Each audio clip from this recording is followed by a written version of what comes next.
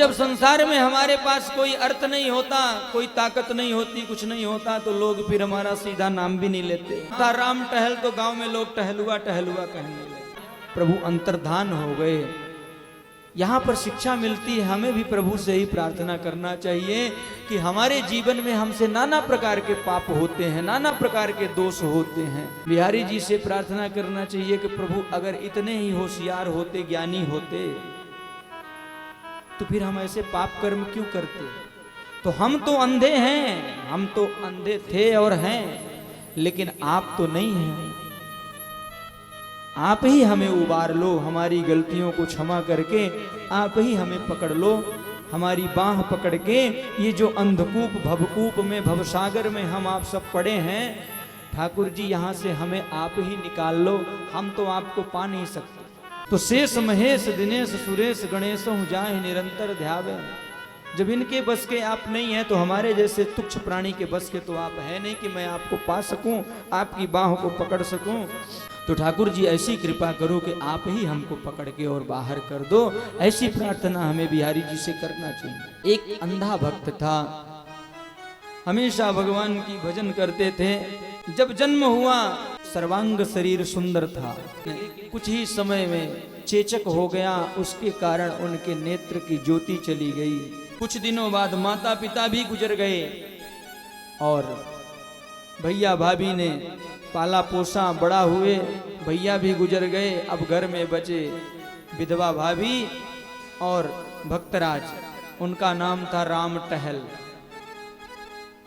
और जब संसार में हमारे पास कोई अर्थ नहीं होता, कोई ताकत नहीं होती, कुछ नहीं होता, तो लोग फिर हमारा सीधा नाम भी नहीं लेते।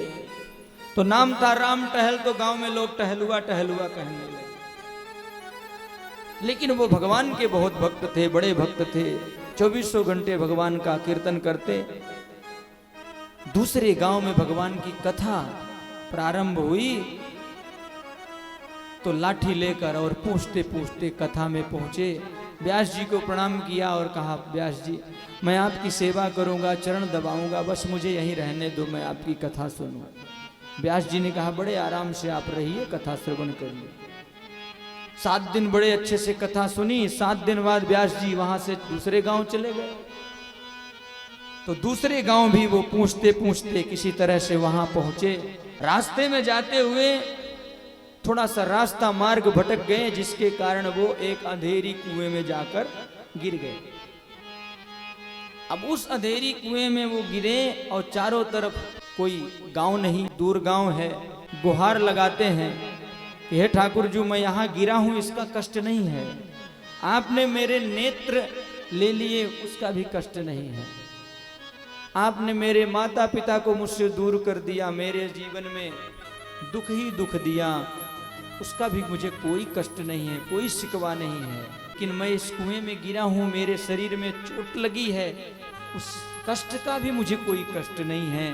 अगर कष्ट है तो इस बात का कि मैं आपकी कथा से वंचित हो रहा हूं। इस समय भगवान वहां पर आ गए और कहा, अरे बाबा मैं यहां से जा रहा था तो तुम्हारी आवाज मेरे कानों में पड़ी। लेकिन जो भक्त होता है, जो प्रेमी होता है, अपने प्रेमास्पद की आवाज को पहचानता है। जो जिससे प्रेम करता है वो चाहे 1000 किलोमीटर भी दूर हो, लेकिन उसकी स्थिति का आभास उस प्रेमी को होता है। तो जब इतने बड़े भक्त के सामने स्वयं प्रभु आ जाएंगे तो उसे आभास नहीं होगा। भक्तराज को आभास हो गया कि हो न हो ये हमारे ठाकुर जी हैं। ठाकुर जी ने कहा कि लो मेरा हाथ पकड़ लो और बाहर आ जाओ। कुआं तो बहुत गहरी थी और सामान्य व्यक्ति ऊपर से हाथ से किसी को नहीं निकाल सकता बिना रस्सी के। लेकिन ठाकुर जी ने कहा कि मेरे हाथ पकड़ लो और बाहर आ जाओ। तो राम टहल जी ने कहा कि प्रभु मेरे तो नेत्र नहीं हैं, मुझे आपके हाथ नहीं दिख रहे हैं, मैं आपके हाथों को नहीं देख सकता, लेकिन आप तो मेरे हाथों को देख सकते हैं, आप तो मुझे देख रहे हैं, तो आप तो मुझे निकाल लीजिए। और भगवान ने उन्हें निकाल कर बाहर किया।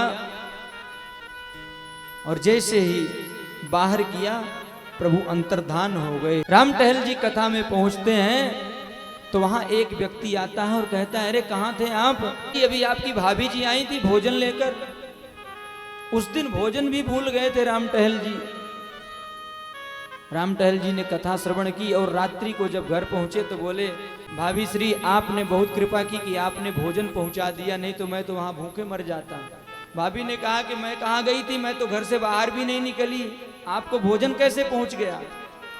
मैं तो बुखार से पीड़ित हूँ, घर में पड़ी हूँ सुबह से, भोजन लेकर 10 किलोमीटर कौन जाएगा? राम टहल जी समझ गए कि और कोई नहीं, वो हमारे टेढ़ी टांग वाले ही थे। हमारा जैसी भावना होती है प्रभु वैसे ही बन जाते हैं। जाकी रही भावना जैसी, प्रभु मूरत देखी तिन तैसी।